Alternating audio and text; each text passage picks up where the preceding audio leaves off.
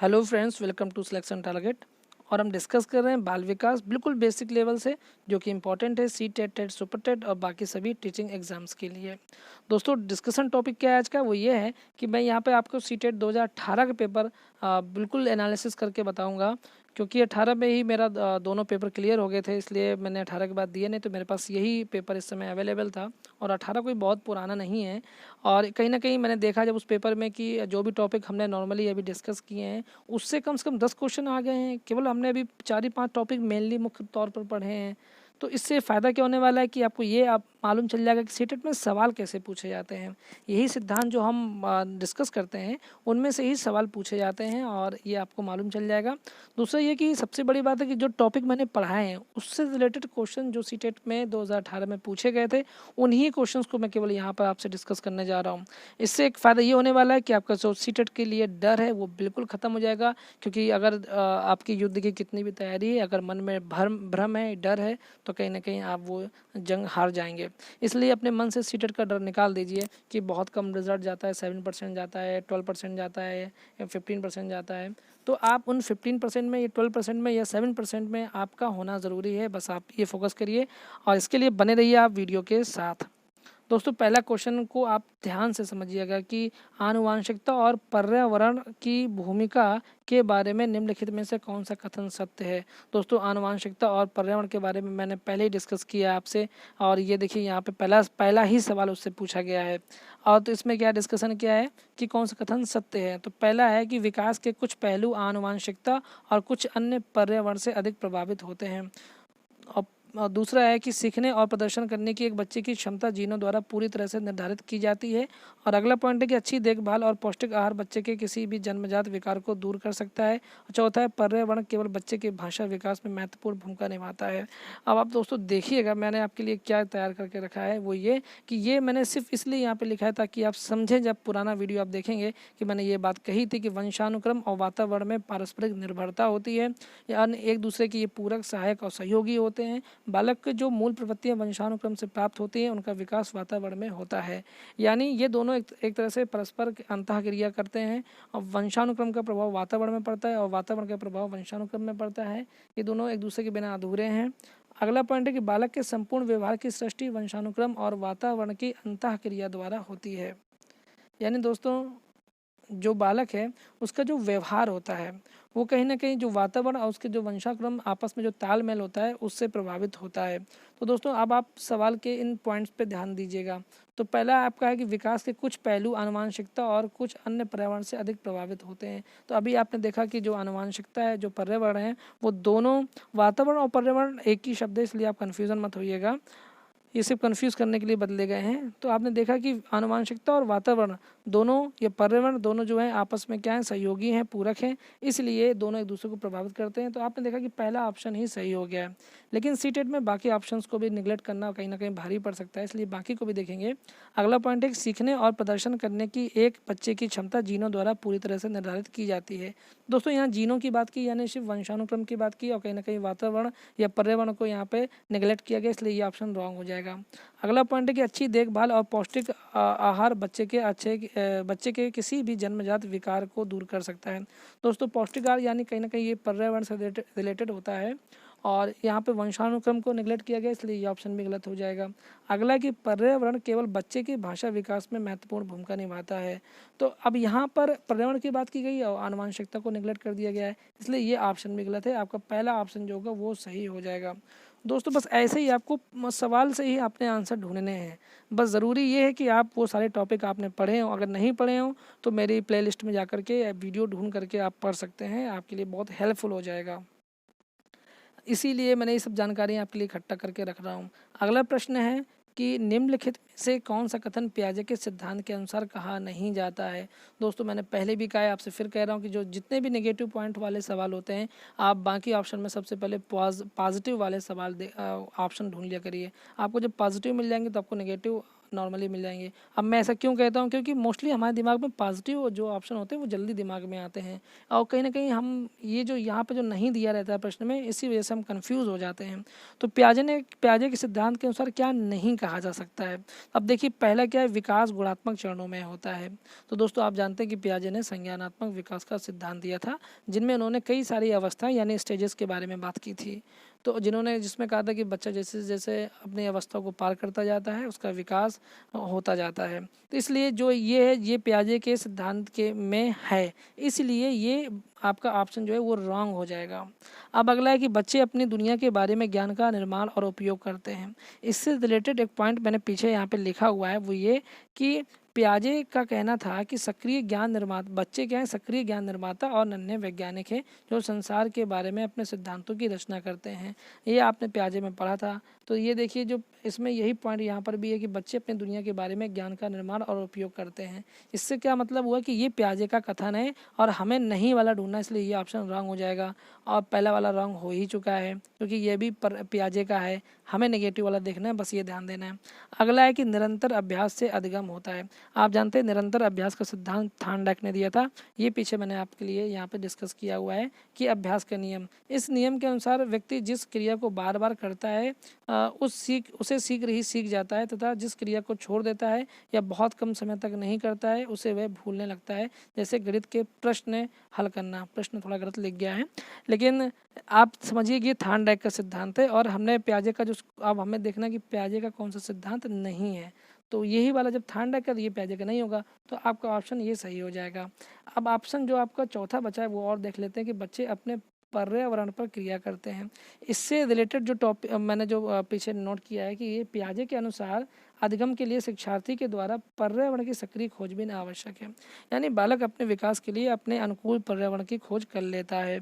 तो ये देखिए ये चौथा पॉइंट भी है कि बच्चे अपने पर्यावरण पर क्रिया करते हैं, यानी वो अपने जो अनुकूल उसके पर्यावरण होता है बच्चे वहीं पे ज़्यादा कंफर्टेबल फील करते हैं, वहीं ज़्यादा सीखते हैं, इसलिए ये भी पियाजे का है। तो दोस्तों जो पियाजे के हैं वो सारे रॉन्ग हैं और जो पियाजे का नहीं है वो सही है, क्योंकि प्रश्न नेगेटिव पूछा गया है। अब हम डिस्कस करते हैं अपना अगला क्वेश्चन जो कि सीटेट के ही हैं। लगातार देखिए आपको 1 2 3 नंबर देख रहे होंगे आप, लगातार आपसे अपने ही टॉपिक पे पूछे गए हैं। तो 3 क्वेश्चन तो आपके बने बनाए हैं अगर आपने ठीक से टॉपिक पिछले वीडियोस में ध्यान से पढ़े हैं। अगर आप नेगलेक्ट कर रहे हैं तो ये आपके लिए हार्मफुल हो जाएगा। अब यहाँ पर डिस्कस करते हैं कि निम्नलिखित में से कौन सी पूर्व संक्रियात्मक विचार की एक सीमा नहीं है। नहीं वाले सवाल में हम फिर क्या करेंगे, पॉजिटिव वाले आंसर देखेंगे। तो पहला क्या कि ध्यान केंद्रित करने की प्रवृत्ति, ये तो पूर्व संक्रियात्मक विचार के अंतर्गत, यानी ये पूर्व संक्रियात्मक जो अवस्था होती है पियाजे द्वारा बताई गई है, जिसमें कि एज क्या होती है 2 से 7 वर्ष होती है, तो ये तो सीमा के अंदर ही है और हमें सीमा के बाहर देखना है, तो ये ऑप्शन आपका क्या हो जाएगा, रॉन्ग हो जाएगा। अब अगला कि प्रतीकात्मक विचार का विकास। अब प्रतीकात्मक जैसे मैथ्स के सिंबल्स को समझ लेना, तो ये सब कहाँ पे आप बच्चे जान पाते हैं, किस एज में जान पाते हैं, तो वो मूर्त संक्रियात्मक अवस्था में जान पाते हैं। अगर आपने ठीक से पढ़ा होगा तो उसमें सब लिखा है कि लंबाई, भार और ये गुणा, ये सब जितने भी होते हैं संकेत वाले जितने भी विचार होते हैं, ये सब क्या होते हैं, मूर्त संक्रियात्मक अवस्था में आते हैं। इसलिए ये ऑप्शन आपका सही हो जाएगा, क्योंकि ये पूर्व संक्रियात्मक की जो एक सीमा है उससे बाहर का है। बाकी अहम मान्यता यानी अपने अहम में केंद्रित रहना, ये भी कहीं ना कहीं पूर्व संक्रियात्मक विचार में ही आता है। और अनुत्क्रमणीयता यानी अपनी ही बातों पे डटे रहना है, उसका जो भी अपना खुद ही करना, उससे कोई दूसरों से कोई मतलब न रखना। तो कहीं ना कहीं दूसरा पॉइंट आपका बिल्कुल सही है, क्योंकि ये पूर्व संक्रियात्मक जो अवस्था है उससे बाहर का है और हमने नेगेटिव पॉइंट ही ढूंढना था, इसलिए हमने ये जो ढूंढा है वो बिल्कुल करेक्ट ऑप्शन है आपका। अब डिस्कस करते हैं अगला क्वेश्चन। दोस्तों अगला क्वेश्चन है प्रगतिशील शिक्षा के विषय में।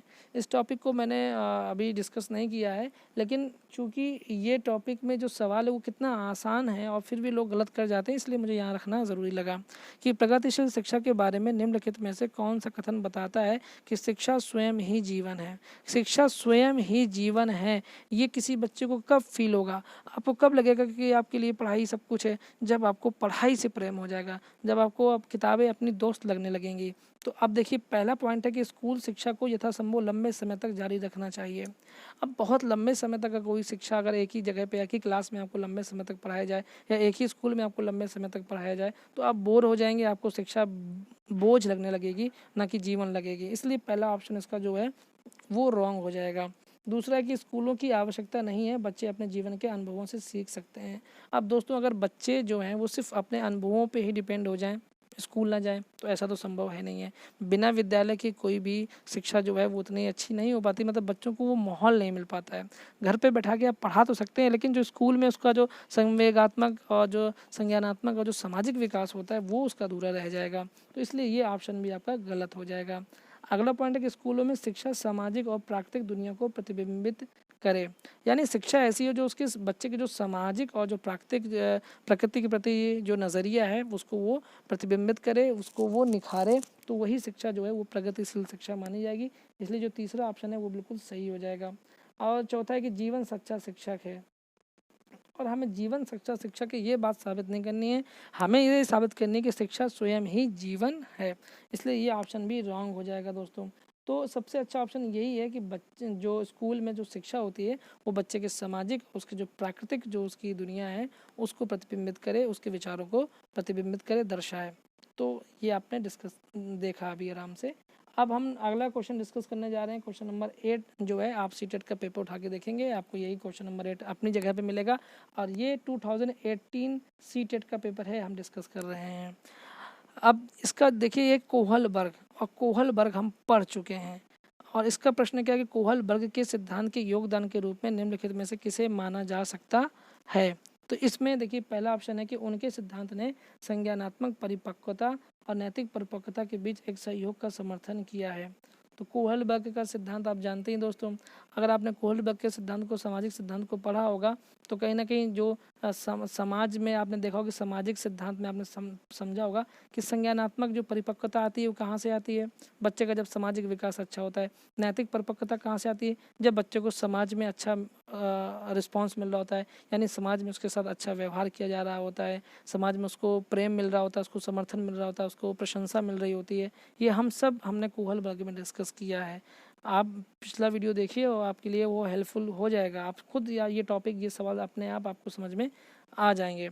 अगला प्रश्न है, तो इसलिए आपका पहला ऑप्शन ही सही है, मतलब सही है, बाकी 3 ऑप्शन और देखते हैं। दूसरा है कि इस सिद्धांत में विस्तृत परीक्षण प्रक्रियाएं हैं, तो ऐसा नहीं है, इसमें बिल्कुल भी बहुत ही समान तरीके से ही कोहल वर्ग ने सामाजिक सिद्धांत जो दिया था उसमें कोई बहुत बड़ी परीक्षण क्रियाएं नहीं है, इसलिए ये ऑप्शन आपका रॉन्ग हो जाएगा। और अगला कि यह नैतिक तर्क और कार्रवाई के बीच एक स्पष्ट संबंध स्थापित करता है। तो दोस्तों यहाँ तर्क जैसी कोई चीज़ ही नहीं है। आपने देखा कि बच्चा जो है वो बच्चा समाज से जो सीखता है वो स्वयं अनुभव करता है, वो उसी हिसाब से वो अपने आप का विकास करता है, अपने आप का समायोजन करता है, इसलिए ये ऑप्शन भी बिल्कुल रॉन्ग है। और अगला है कि उनका विश्वास है कि बच्चे नैतिक दार्शनिक हैं, तो ये ऑप्शन भी रॉन्ग है। जब आपका पहला ये ऑप्शन बिल्कुल क्लियर और बिल्कुल स्पष्ट है कि ये ऑप्शन सही है, तो बाकी ऑप्शन आपके रॉन्ग है। सीटेट में एक चीज़ और होता है कि जितना आप सवालों को बार बार पढ़ेंगे, ऑप्शंस को बार बार पढ़ेंगे, आपका कन्फ्यूज़न उतना ही बढ़ेगा, क्योंकि इंग्लिश में कहावत है कि मोर स्टडी मोर कन्फ्यूज़न। किसी चीज़, जब आप अपने सिद्धांत के प्रति स्पष्ट होते हैं तो आप एक ही नज़र में समझ जाएंगे कि इसमें कौन सा ऑप्शन सही होगा। बाकी ऑप्शंस को आप पढ़िए, लेकिन बहुत ज़्यादा उसमें अगर आप अपने तर्क डालने लग जाएंगे तो कहीं ना कहीं आप बुरी तरह फंस जाएंगे, तो ऐसा मत किया करिए। अगला प्रश्न है कि निकटवर्ती विकास का क्षेत्र, अभी हमने ये डिस्कस किया आपको वाइगोस्की में JPD, zone of proximal development हमने पढ़ा था। निकटवर्ती क्षेत्र क्या होता है, आप देखिए आपके सामने ये प्रश्न पूछा भी गया है, तो आप अगर आपने पढ़ा है पिछले वीडियो में तो ये आपका एक नंबर क्लियर हो जाएगा। तो पहला प्रश्न है, पहला जो ऑप्शन है ये कि उस चरण को कहते हैं जब अधिकतम विकास संभव होता है, जबकि ये है ही नहीं है। पहले मैं आपको सीधा बता दूं कि इसका ऑप्शन सही कौन सा है। इसका ऑप्शन सही है कि ये वाला 3rd नंबर, कि एक संदर्भ को जिसमें बच्चे सहयोग के सही स्तर के साथ कोई कार्य लगभग स्वयं कर लेता है। आप जानते हैं कि जो जेपीडी होता है उसका मतलब ये होता है कि बालक को, अगर बालक का जो सामाजिक विकास जितना हुआ है सो हुआ है, वो अपने से बड़े स्तर के सवालों को भी सॉल्व कर सकता है, या अपने से बड़े स्तर की समस्याओं को भी हल कर सकता है, अगर उसको ज़रा सा भी निर्देश दे दिया जाए या उसका ज़रा सा उसको गाइड कर दिया जाए। और ये मैंने डिस्कस किया है वाइगोस्की में, अगर आपने ठीक से पढ़ा होगा। दोस्तों अगला जब ये आपको पॉइंट सही है तो बाकी पॉइंट अपने आप रॉन्ग हो जाएंगे, इसलिए इसमें कोई बहुत आपको परेशान होने की ज़रूरत नहीं है। ठीक है दोस्तों, अगला हम बिंदु देखते हैं 16वां पॉइंट। 16वां सवाल है, और 16वां सवाल देखिएगा आप सीटेट 2018 के पेपर, उसमें 16वां सवाल है कि बच्चों में प्रगतिशीलता के कारण हो सकती है, क्या हो सकती है। तो दोस्तों फिर वही आनुवांशिकता और वातावरण के बीच अंतःक्रिया, और आप जानते हैं कि आपने इस टॉपिक को पढ़ा है, और यही कहीं ना कहीं बच्चे की प्रगतिशील के लिए बहुत आवश्यक है कि उसकी जो आनुवांशिकता और जो वातावरण है उसमें अंतःक्रिया हो, क्योंकि दोनों एक दूसरे के पूरक होते हैं, सहयोगी होते हैं। अभी मैंने इसको डिस्कस किया, जस्ट अभी आपने देखा होगा। तो ये कहीं ना कहीं पहला ऑप्शन जो आपका है वो बिल्कुल सही है, तो बाकी ऑप्शन जो है वो आपके रॉन्ग हो जाएंगे। दोस्तों अगला हम डिस्कस कर रहे हैं कि सामाजिक आर्थिक रूप से वंचित पृष्ठभूमि से आने वाले बच्चों को कक्षा के माहौल की आवश्यकता होती है, क्यों होती है। अब एक बालक है जिसका सामाजिक और आर्थिक दोनों बैकग्राउंड बहुत पुअर है, बहुत कमज़ोर है, तो आप क्या करेंगे, उसकी क्यों आवश्यकता होती है। पहला कि उन्हें एक अच्छा व्यवहार सिखाता है, जो कक्षा होती है उन्हें अच्छा व्यवहार सिखाता है। दूसरा कि उन्हें उनके सांस्कृतिक और भाषाई ज्ञान को महत्व देता है तथा उनका उपयोग करता है। दोस्तों आपको देखने में पहला ऑप्शन भी सही लग रहा होगा, दूसरा भी सही लग रहा होगा, तीसरा कि उनकी भाषा के उपयोग को हतोत्साहित करता है, ये नेगेटिव पॉइंट तो हो ही नहीं सकता, इसलिए ये बिल्कुल रॉन्ग है।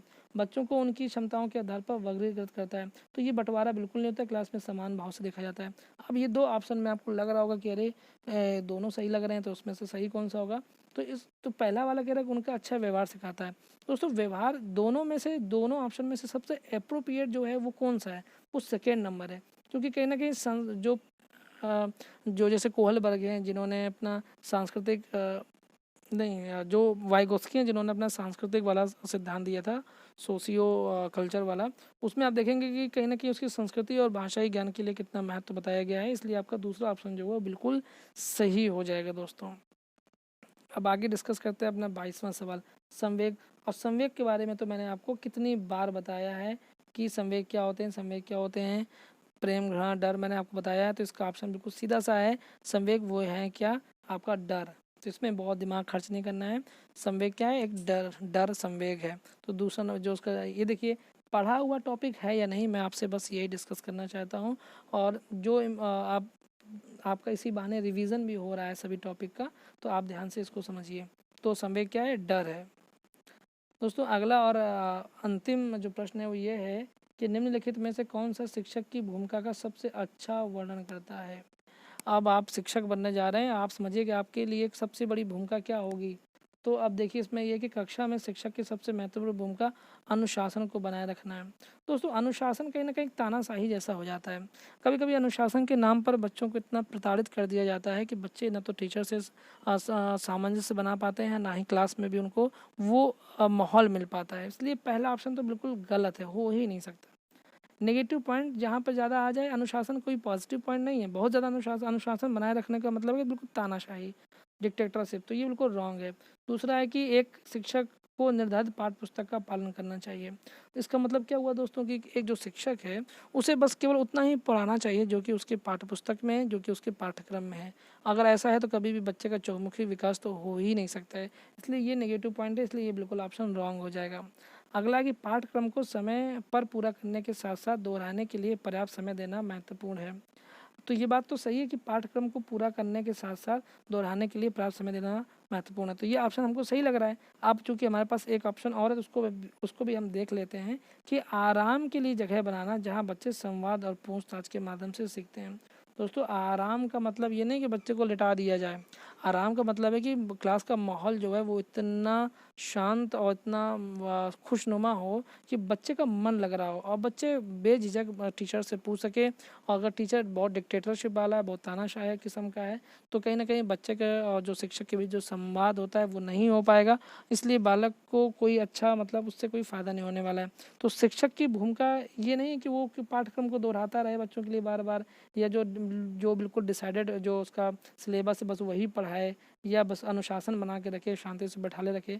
शिक्षक की सबसे बड़ी भूमिका है कि वो बच्चे को एक ऐसा माहौल दे जहाँ पर बच्चा टीचर से स्वयं संवाद कर सके और बढ़िया सवाल भी पूछ सके। तो इससे क्या होगा, बच्चे को एक अच्छा माहौल मिलेगा।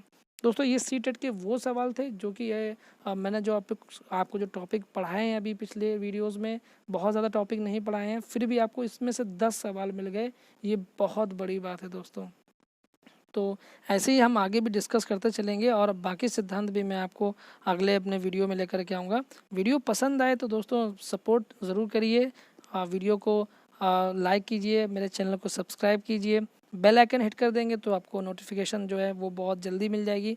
वीडियो पसंद आता है तो लाइक कीजिए, कमेंट कीजिए और बाकी ज़रूरतमंदों को भी शेयर कीजिए और अपना फीडबैक ज़रूर दीजिए, कमेंट कीजिए। इससे हमें मालूम चलता है कि कितने लोग हम में क्या कमी है या हम और क्या सुधार कर सकते हैं, और सुधार की संभावना हमेशा बनी रहती है। तो मिलते हैं हम अपने अगले वीडियो के साथ, तब तक के लिए जय हिंद, नमस्कार।